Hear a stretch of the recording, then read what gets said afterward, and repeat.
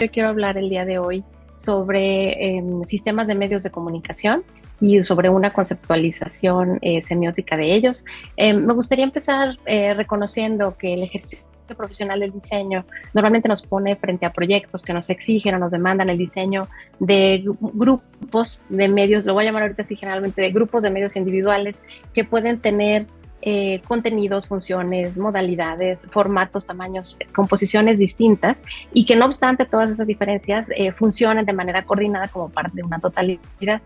En la jerga profesional nosotros llamamos a este tipo de grupos de medios, los denominamos sistemas y comúnmente los diferenciamos entre sistemas simples o sistemas complejos. Estos conceptos que ahorita estamos compartiendo como sistema y complejidad se encuentran normalmente acoplados también a nociones como la unidad o una variedad formal que van guardando los medios conforme se van diseñando y las cuales se alcanzan a partir de un balance entre elementos visuales que pueden ser variables o constantes. Entonces, estos son como los conceptos que acompañan esta forma de ver los sistemas de medios. Ahora, a pesar de que los sistemas de medios o los sistemas visuales son muy importantes en el ejercicio profesional y por ende también en la formación, la literatura especializada en diseño aborda ese tema de manera muy escasa. Normalmente, o bueno, por lo general, la literatura se enfoca como en dos grandes ejes, hasta donde puedo observar hasta ahora. En uno tenemos, por ejemplo, observamos varios autores se ocupan de las funciones que cumplen las retículas para generar regularidad y variación formal. Otros autores se concentran en explicar principios que sirven como de base a los sistemas visuales, como la repetición, la regularidad, la arbitrariedad, etcétera. Una excepción, digamos, a esta tendencia en la literatura especializada es un libro de diseño y sistema de Cecilia Maceo, donde sí busca hacer una conceptualización de sistemas y una diferenciación de sistemas, no solo en base a su nivel de complejidad, sino al grado de equilibrio o interacción con su contexto, al origen de la expresión formal, por ejemplo, diferencia entre sistemas morfológicos y sistemas conceptuales. Ahora, estas visiones que tenemos dicotómicas sobre los sistemas nos presentan dos grandes limitaciones. La primera es que, por un lado, cumplen haciendo visibles los elementos visuales que se emplean en la comunicación y les atribuye un rol, o sea, nos dice, este es un variable o esta es una constante, pero no nos permiten explicar la lógica que los articula, ¿sí? ¿Cuál es la regla detrás de estas combinaciones? Por otro lado, aborda la construcción de sistemas desde una perspectiva centrada en los aspectos formales. Y entonces de pronto quedan fuera de la reflexión otros aspectos que son importantes en la construcción de un sistema, por ejemplo, de discurso o de significación, y que inciden en los contenidos y obviamente también en la expresión formal. Entonces, a partir de esto me gustaría plantear tres preguntas. La primera es, ¿cómo pueden conceptualizarse los sistemas de medios más allá de estas dicotomías de unidad, variedad, variables y constantes? La segunda es, ¿cómo pueden abordarse las características manifiestas, las formales y de contenido de cada medio de comunicación individual, pero a la vez hacer visibles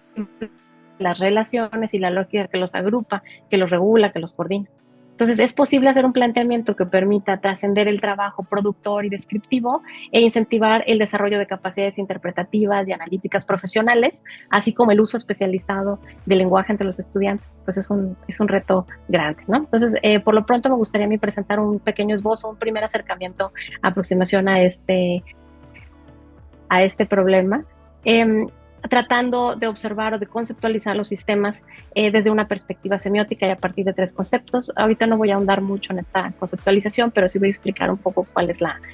perspectiva. Y una es abordar los productos visuales como sintagmas visuales, es decir, como unidades que se encuentran organizadas, y con una serie de unidades que se encuentran organizadas y que producen significado, y que esta organización puede ser de muchos tipos, puede ser secuencial, simultánea o anidada. Los sintagmas pueden agrupar signos, por un lado, y de muchos tipos, pueden ser visuales, lingüísticos, acústicos, etcétera, pero también pueden agrupar otros sintagmas, y entonces podemos tener, como en este caso, tenemos un pequeño pictograma que se puede considerar un sintagma, pero también una portada de un folleto que incluye otra serie de sintagmas, otro sintagma, y así sucesivamente. Perdón. Bien, entonces a partir de esta construcción de que detectamos que hay ciertas unidades que son o componentes que son inherentes al sintagma, podemos en este caso decir, bueno, este sintagma que fuera la portada del folleto tiene un fondo, tiene una imagen identificativa, tiene un título, un pictograma, etcétera, una fase de cierre. ¿Sí? Entonces identificamos ciertos componentes y a partir de ellos podemos pasar a la siguiente parte, que es observar el paradigma, es decir, el grupo de signos alternativos que pueden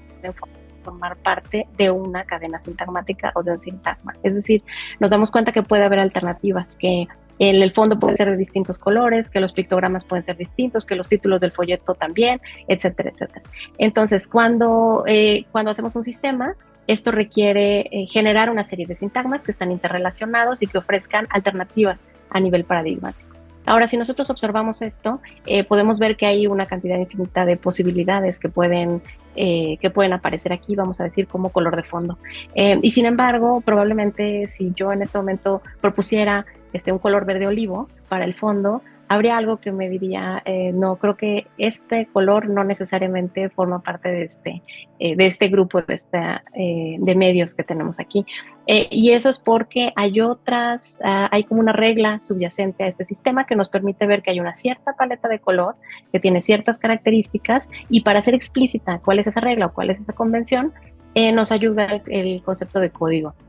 que un código es un conjunto de reglas que permiten producir o descifrar signos o conjuntos de signos, nos permite comprender la relación entre unidades mínimas del sistema y las reglas para su combinación, de manera que si observamos este sistema, este ejemplo, este fragmento de un sistema complejo que tengo aquí chiquito a la derecha, sí podemos observar que hay ciertas reglas que subyacen a la construcción de estos sintagmas, y una de ellas es que, por ejemplo, que hay un pictograma para identificar a cada una de las licenciaturas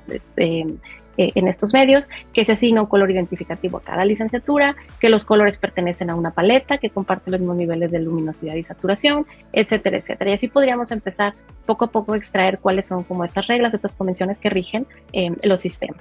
Esta forma de hacer explícita las reglas y las convenciones es muy importante, porque en el diseño gráfico también tenemos medios que justamente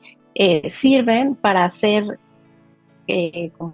de conocimiento común a otras personas la forma como está estructurada el sistema formalmente, pero también en términos de contenido. Por ejemplo, los manuales de identidad o los manuales de comunicación de las organizaciones, esos son ejemplos de cómo se consolidan o cómo se materializan, se cristalizan estas reglas que subyacen a los sistemas visuales.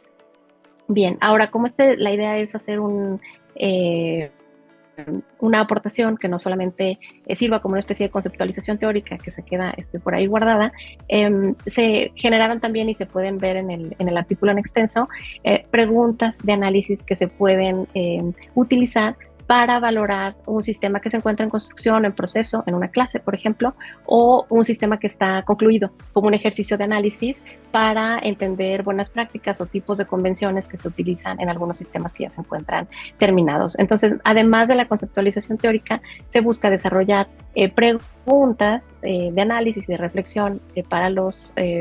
estudiantes, que les permita vincular, ahora sí, el ejemplo de la realidad con la práctica, con el aprendizaje, pero a través del concepto teórico. En este caso, que tenemos solamente estos tres: el sintagma, el paradigma y los códigos. Bien, ¿cuáles pueden ser las aportaciones o las ventajas de utilizar un esquema o una conceptualización de este tipo? Bueno, pues la primera es que la aplicación de conceptos semióticos a sistemas visuales hace posible visibilizar y verbalizar las convenciones que subyacen a un sistema, ¿sí? Hacerlas explícitas es importante, nos permite librarnos un poco de este pensamiento dicotómico de hay una variable o hay una constante, pero no sabemos por qué varía o cuál es la regla que rige esa variación o esa constancia. La segunda es que nos permite conceptualizar el diseño de sistemas visuales de manera que no se centre en el diseño de un gran número de productos, o sea, no concentrarnos en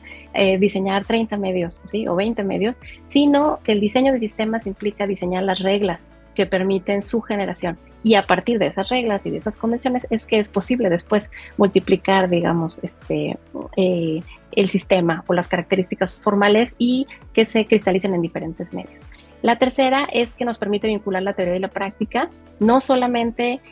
una teoría que se basa en la construcción formal del sistema, sino que se enmarca en procesos de comunicativos y de significación, porque la semiótica nos permite entrar y abordar también estos otros procesos y conectarlo con otras teorías, ¿no?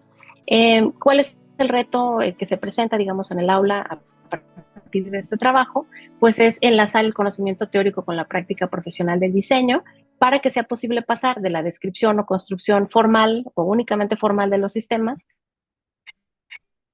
a la fundamentación de las decisiones de diseño, analítica y crítica. Bien, yo en este momento pues me gustaría agradecerles a todos por su atención y con eso concluiría yo mi presentación.